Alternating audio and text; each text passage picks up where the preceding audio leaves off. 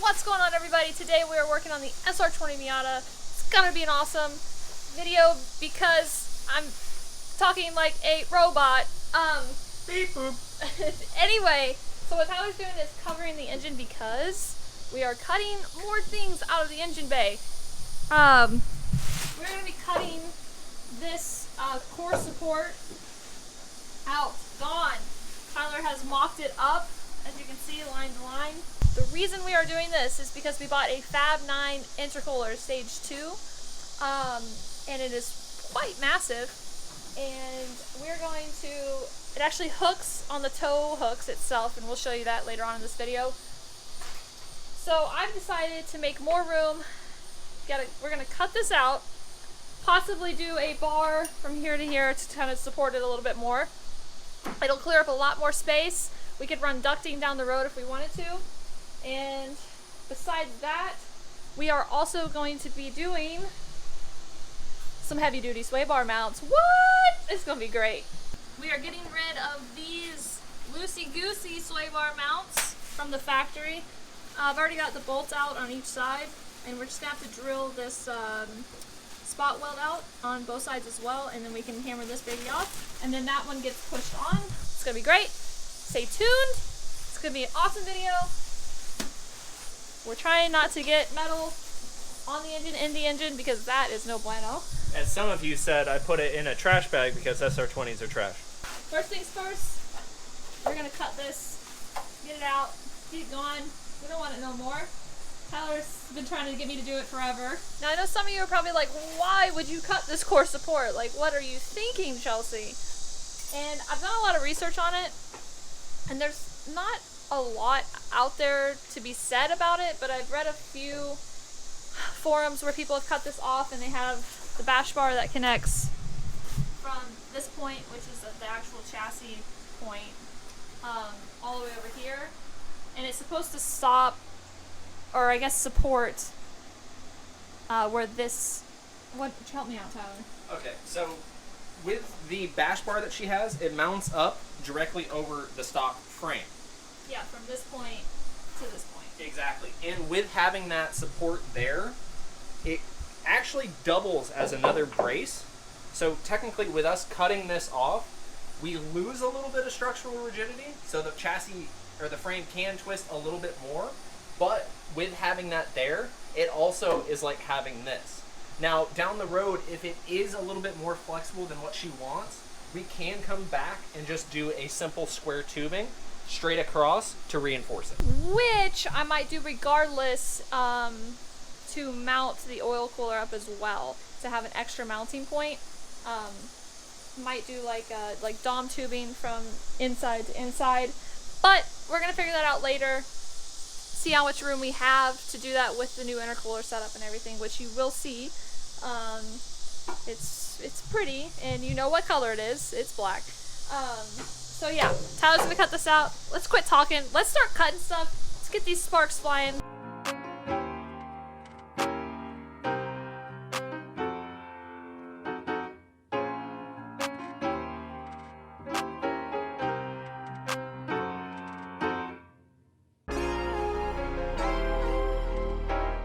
Tyler got the whole front end cut, and we've mocked up the intercooler, and it looks so good, and there's so much room. The intercooler pretty much sits flush with the front here, which is kind of what I wanted. All it does is connect to the tow hooks, or one of the tow hooks, bolts at least, so I can't run normal tow hooks with this setup. I'm going to have to figure that out, but I think it looks really good. So now what we're going to do is go ahead and drill the spot welds out on the sway bar mounts, so we can replace it with these heavy duty sway bar mounts. Now the reason you would upgrade to this is because the stock sway bar mount steel is very flimsy and it flexes, especially when you use bigger sway bars, which is what I have now. I think mine's like just over an inch on the front. So this will get rid of that flex in the sway bar and should feel really nice. I mean, these mounts look gorgeous. I picked these up from Fab 9 as well, but they are built by AWR, racing. So, woo, I can't wait to have these on. It's gonna look great. Actually, it does come with hardware and everything, so not too bad. I think they were like $160 for those. And this is my new sway bar. I think it is ST suspension. It's really nice and beefy. And these end links are from V8 Roadsters. What needs to be done is we got to remove these 2 bolts, and there is a spot weld here. And then you have these 2 bolts here that hold this side that are already removed, and there's a spot weld here that we'll need to drill out as well. So we got 4 bolts and 2 spot welds to drill out, and then we can try and pry this off. I read up a couple times on how to do this, and they say it's not really that easy, but whatever, we'll get them off. Let's get it done. So Tyler's gonna use a 1/4 inch drill bit to try and get the spot weld out. So what Tyler's trying to do is make an indentation so the drill can sit in and not walk around, so you can get directly where he needs to be.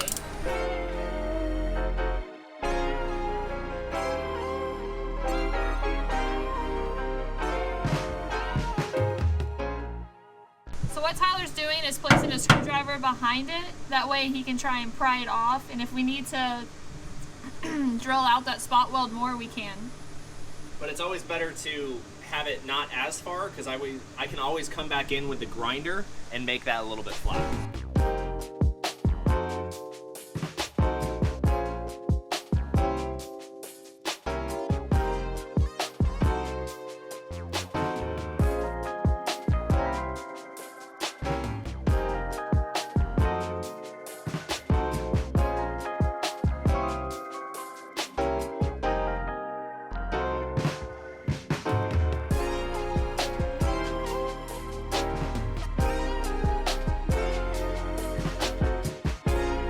So I bumped up to doing a 5/16 drill bit. It came out a lot better, really. And this is all material that I can grind down, and I didn't deform it as much. I might have gone into the frame a little bit, but it's a lot cleaner. I'll come back with the hammer and tap this down a little bit, and then flatten it with the sander, and then I'll do the other ones. Here is a side-by-side comparison. This is the stock, and this is the new heavy-duty mount. I mean, like, I say it's a comparison, but it's not. This is just flimsy. It's not even that thick, which is why it flexes so much when you do like a beefier sway bar setup. I mean, it even flexes with the stock sway bar, and they can break on you as well, which is why people upgrade to the heavy duty one. I'm actually upgrading for a different reason, which I will explain to you guys later in this video. But this is so nice. It's beefy. It's not going to snap on you, at least it shouldn't. I'm super excited to get these on. We've just got the other one to take off, and then we can put these babies on. It's going to be so nice. I can't wait to have the car up and driving and test all these new suspension bits that I have. So Tyler got this side off, grinded it down so it's flat, same as this side, and the outsides as well. Woo! Almost there.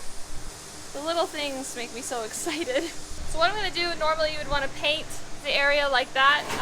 What I'm going to do is we're going to throw these on because I need to test fit a bunch of things, and then we're going to take them off once I am ready to repaint the engine bay.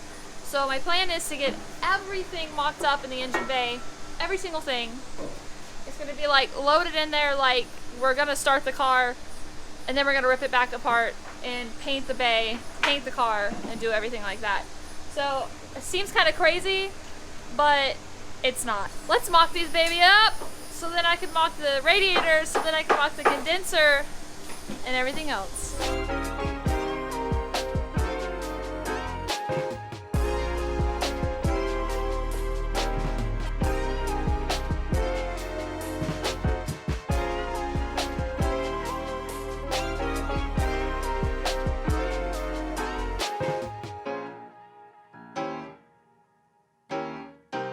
Looks really nice. We just had to persuade it to get on. I mean, just jacked it up as you saw and tried to wiggle it on and everything, but it wasn't too bad. You just had to get it just right. Okay, so don't pull the us and do it backwards like, you know, we normally do. The angled side goes inside of the car. All we had to do is take it off, put it back on. Let's put that sway bar on.